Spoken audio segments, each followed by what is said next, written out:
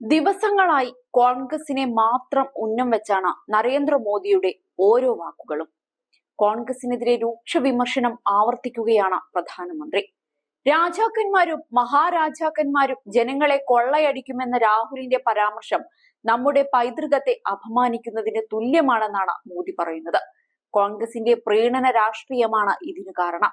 നവാബുമാർ, നൈസാമുകൾ, സുൽത്താൻമാർ, ബാദ്ഷാമാർ എന്നിവരെല്ലാം ഒരേ അർത്ഥത്തിൽ നമ്മുടെ രാജ്യത്തെ ദ്രോഹിച്ചിട്ടുണ്ട്.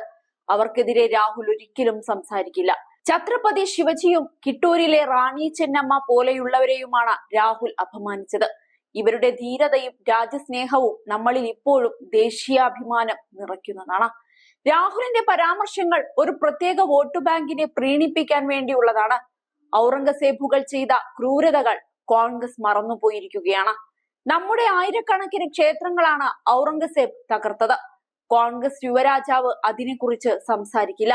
നിരവധി പൈതൃക കേന്ദ്രങ്ങളെ തകർത്ത് കൊള്ളയടിച്ചിട്ടുണ്ട്. നമ്മുടെ ജനങ്ങളെ കൊല്ലുകയും കന്നുകാലികളെ ഇല്ലാതാക്കുകയും ചെയ്തവരുണ്ട്.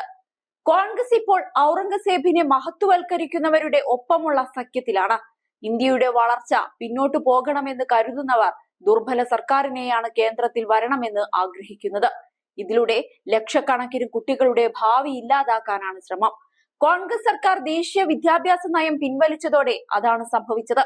കർണാടകയിൽ ഓരോ ദിവസം ക്രമസമാധാന നില തകർന്നുകൊണ്ടിരിക്കുകയാണ്.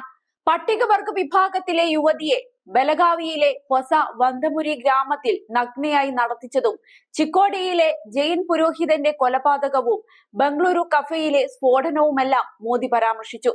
ഇതെല്ലാം കർണാടകയിൽ ക്രമസമാധാന നില തകരുന്നതിന്റെ സൂചനയാണെന്നും മോദി പറഞ്ഞു. അതേസമയം കോൺഗ്രസ് ജനങ്ങളുടെ പാരമ്പര്യ സ്വത്തുക്കൾ പിടിച്ചെടുക്കുമെന്ന വിമർശനവും മോദി വീണ്ടും ഉന്നയിച്ചു. ജനങ്ങളുടെ ഭൂമി, വാഹനങ്ങൾ, സ്ത്രീകളുടെ ആഭരണങ്ങളും താലിമാല പോലും കോൺഗ്രസ് പിടിച്ചെടുത്ത് വിതരണം ചെയ്യുമെന്നും മോദി ആരോപിച്ചു. അതേസമയം തീവ്രവാദത്തെ പിന്തുണച്ച ദേശവിരുദ്ധ നിരോധിത സംഘടനയായ PFIയെ വോട്ടിനു വേണ്ടി കോൺഗ്രസ് പിന്തുണയ്ക്കുകയാണ് എന്നും മോദി ആരോപിക്കുന്നുണ്ട്. വയനാട്ടിൽ ഒരു സീറ്റ് ജയിക്കാൻ വേണ്ടിയാണോ നിങ്ങൾ അവർക്ക് മുന്നിൽ കീഴടങ്ങുന്നത്? BJP PFI നിരോധിച്ചു. നേതാക്കളെ ജയിലിൽ നിർത്തിയിരിക്കുകയാണ്. കോൺഗ്രസ് അധികാരത്തിൽ വന്നാൽ ഒരാൾ തന്റെ മക്കൾക്കു വേണ്ടി ലാഭിക്കുന്ന പണത്തിനോ സ്വത്തിനോ നികുതി ചുമത്തേണ്ടി വരുമെന്നും പ്രധാനമന്ത്രി കോൺഗ്രസിനെ ചൂണ്ടി തുറന്നടിച്ചുകൊണ്ട് പറഞ്ഞു. ഉത്തര കർണാടകയിലെ വിവിധ ഇടങ്ങളിൽ പ്രചരണം നടത്തവെയാണ് മോദി കോൺഗ്രസിനെയും രാഹുലിനെയും കടന്നാക്രമിച്ചത്. സിർസി, ദാവൻഖരെ, ഹൊസപേട്ട എന്നിവിടങ്ങളിലായിരുന്നു പ്രധാന പ്രചരണം. 8 മണിക്കൂറിനുള്ളിൽ ഉത്തര കർണാടകയിലെ പ്രധാന ഇടങ്ങളിലെല്ലാം മോദി പ്രചരണം നടത്തി. അവിടെയെല്ലാം കോൺഗ്രസിനെയും രാഹുലിനെയും വളരെ രൂക്ഷമായ ഭാഷയിലാണ് വിമർശിച്ചത്. എങ്ങനെയെങ്കിലും ദക്ഷിണേന്ത്യ പിടിക്കണമെന്നുള്ളതിന്റെ 18ാമത്തെ അടവ് പ്രയോഗിച്ചിരിക്കുകയാണ് നരേന്ദ്രമോദി.